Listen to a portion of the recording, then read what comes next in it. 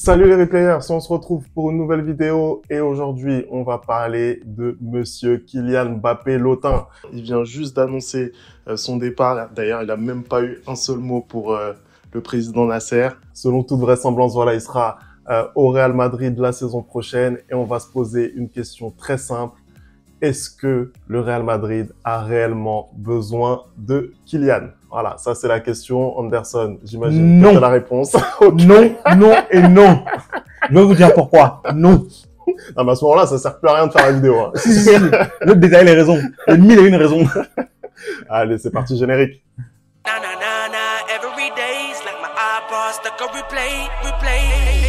Allez, on commence tout de suite cette vidéo. Donc, Kylian Mbappé qui va rejoindre le Real Madrid pour la saison 2024-2025. On n'est même pas encore sûr, mais bon, vas-y.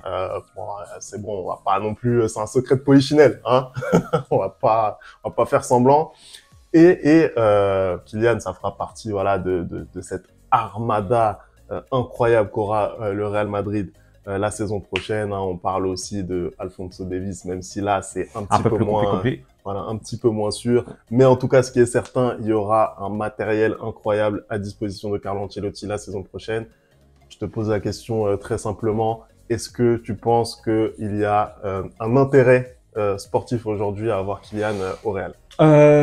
Alors, moi personnellement, en tant que supporter du Real Madrid, et je parle uniquement en ma personne, j'estime qu'il n'y a pas d'intérêt sportif à faire venir Kylian Mbappé dans cet effectif aujourd'hui. J'aurais préféré un autre joueur ou j'aurais préféré justement qu'on donne sa chance à ce petit Endrick qui va aussi rejoindre le Real Madrid l'année prochaine en tant que vrai numéro 9.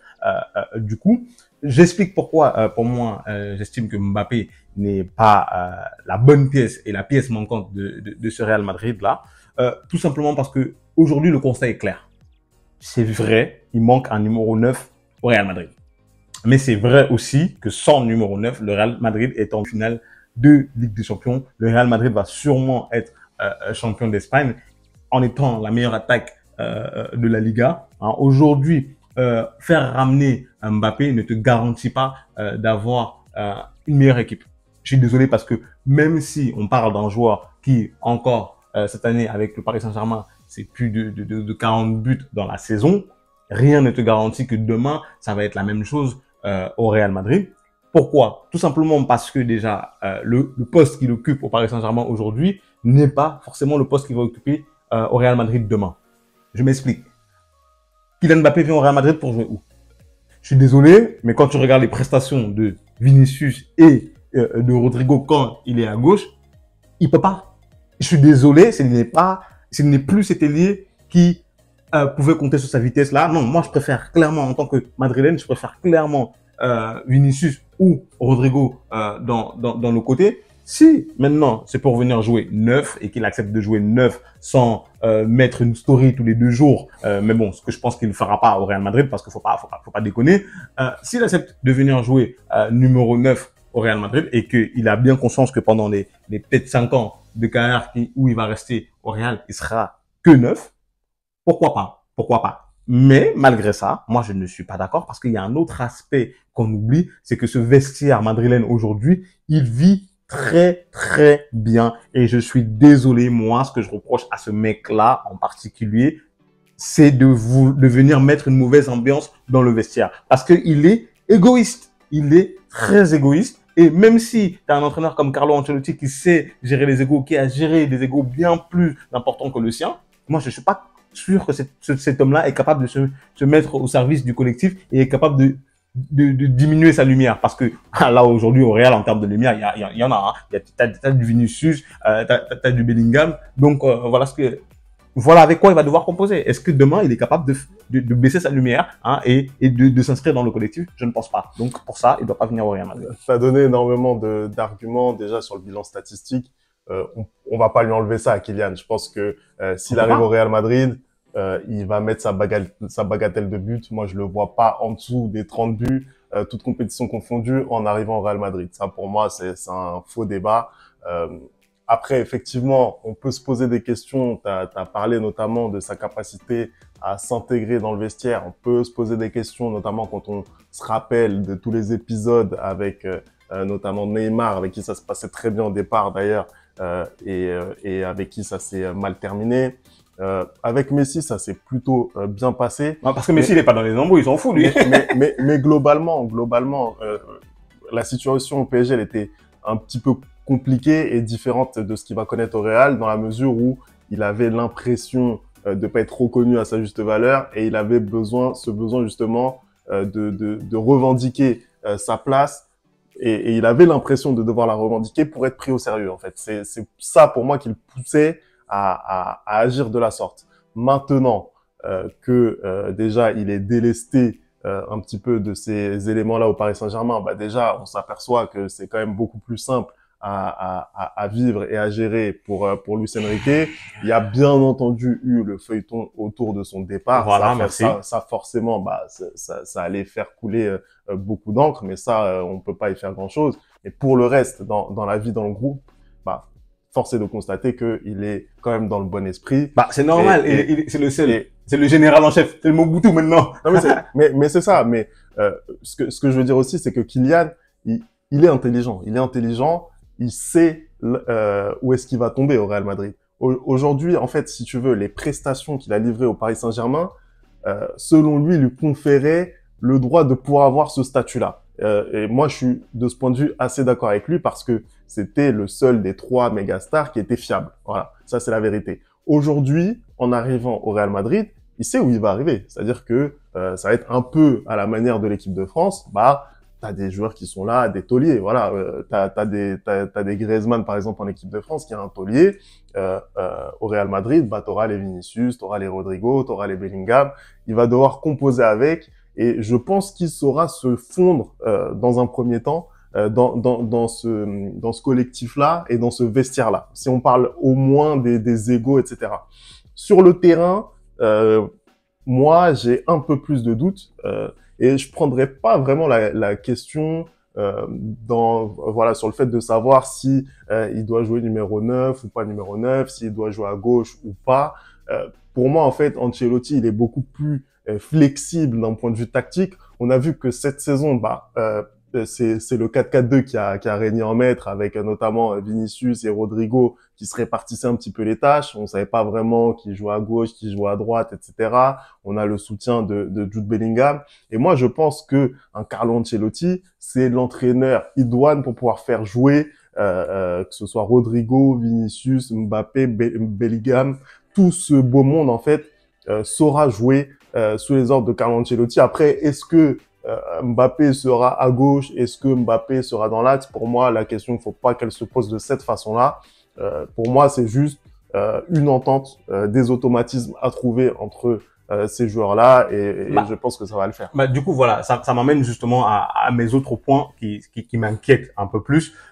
Déjà, premièrement, je pense que aujourd'hui, tu le remarques, tu regardes l'équipe du Real Madrid, c'est une équipe qui est très solidaire. C'est-à-dire que chacun fait des efforts pour les autres. Que ce soit Vinicius, que ce soit Rodrigo, que ce soit Bellingham, ça court énormément. Demain, tu le ramènes, lui, ça va être compliqué parce que c'est pas quelque chose qu'il a été habitué à faire et il va pas le faire de manière instinctive en fait. Déjà, ça va me poser un problème et ça va très très vite m'énerver.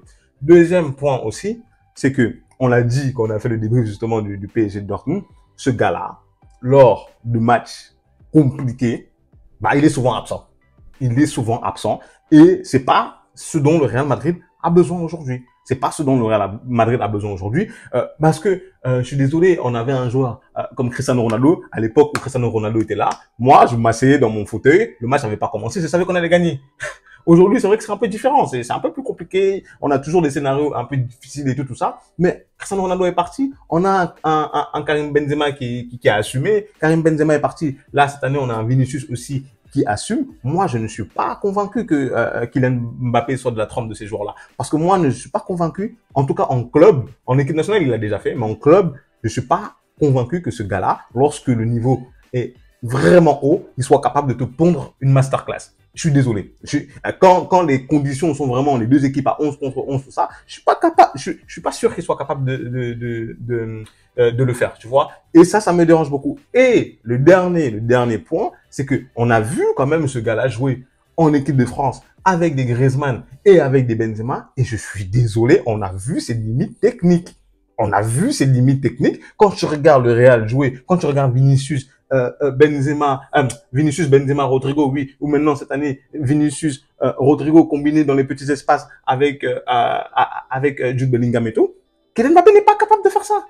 Il n'est pas capable de faire ça. Je suis désolé. Techniquement, aujourd'hui, il est plus faible que Rodrigo, il est plus faible que Vinicius. Qu'est-ce qu'il va m'apporter, en fait? C'est-à-dire que si il vient pour jouer ailier, c'est un ailier qui ne peut même pas dribbler son vis-à-vis. C'est-à-dire que son jeu, aujourd'hui, c'est prendre la profondeur et aller plus vite que son défenseur. Ça, c'est ce qui est bon pour un numéro 9. Ça, c'est ce qui est bon pour un numéro 9. Mais est-ce que, encore une fois de plus, parce que toi, tu me dis, tu veux pas parler de position parce que Ancelotti est flexible, c'est vrai. Mais à un moment donné, s'il vient, tu dois réadapter l'équipe. Et je pense pas que l'équipe soit, on va continuer à jouer en 4-4-2. On va repasser dans un 4-3-3 et il faudra bien quelqu'un qui soit numéro 9. Et ce quelqu'un-là, pour moi, ce sera forcément lui. Et est-ce qu'il va accepter de jouer là-dessus toute la saison? Surtout quand les matchs vont être compliqués parce que, jouer comme ça, quand tu gagnes 4-0 contre 4-10, c'est facile. Mais jouer comme ça contre Barcelone et que t'as pas 3-4 ballons dans le match et que c'est compliqué, après ce match-là, est-ce que tu vas me sortir une story Instagram, tu vois? C'est ça. Est-ce que tu vas me faire un pivot gang? Moi, c'est tout ça qui m'amène à me dire que techniquement, je suis désolé, je trouve aujourd'hui que c'est pas un apport incroyable. Après, statistiquement parlant, je pense que oui, il va faire ses stats. C'est le mec qui va toujours te mettre 30 buts dans la saison et tout. Mais techniquement, je suis pas sûr que ce soit la bonne recrue. Pour le projet à long terme, je pense pas non plus. En termes d'ego, je pense pas non plus. Comment dire? En fait, je ne vois pas. Pour le vestiaire, je ne vois même pas en quoi c'est bon. Moi, c'est pas lui qu'il faut. Moi, j'ai milité depuis longtemps. C'est un vrai numéro 9 qu'il nous fallait. Et j'aurais choisi un Erling Haaland, typiquement, par exemple, pour le Real Madrid. Aujourd'hui, Kylian Mbappé, moi, je suis désolé, c'est pas la bonne carte pour le Real Madrid. Écoute, moi déjà sur Kylian, ce que j'aimerais dire, c'est que c'est un peu l'ADN du Real Madrid.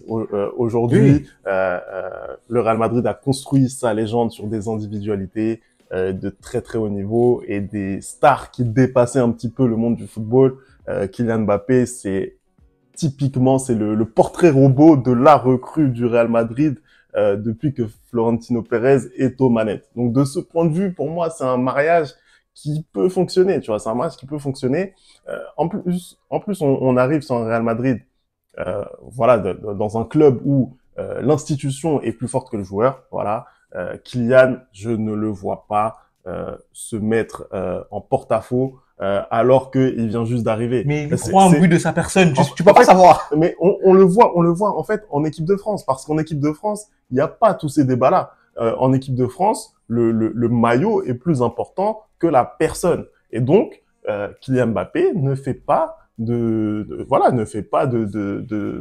désordre dans le collectif. Il fait ce qu'il a à faire. Et tu parlais tout à l'heure des matchs à très très haute intensité, à très haute altitude, etc. Il a montré en équipe de France qu'il était capable. Je suis d'accord avec toi sur le fait que en Ligue des Champions, notamment cette saison, il y a eu beaucoup de matchs où il est passé à travers. Donc voilà, ça reste à prouver. Après, Kylian Mbappé, il a 25 ans. Dans le foot, ça reste quand même relativement jeune. Sur ses limites techniques, je suis assez d'accord avec toi, mais finalement, c'est pas là où on l'attend le plus. Pour moi, il est aussi capable de progresser. Il est capable de progresser techniquement dans son registre de numéro 9, puisque visiblement, c'est là où tu as envie de le voir jouer. Il peut jouer nulle part ailleurs, en fait. Il peut progresser. Cristiano Ronaldo, voilà, c'était pas un numéro 9. Je suis désolé, c'était pas un numéro 9. C'est pas la même trempe accompli. C'est pas la même trempe. Je compare pas les deux. Mais c'était pas, c'était pas un numéro 9 accompli quand il arrive au Real Madrid. C'est le Real Madrid qui lui permet de prendre cette assurance, en tant que numéro 9.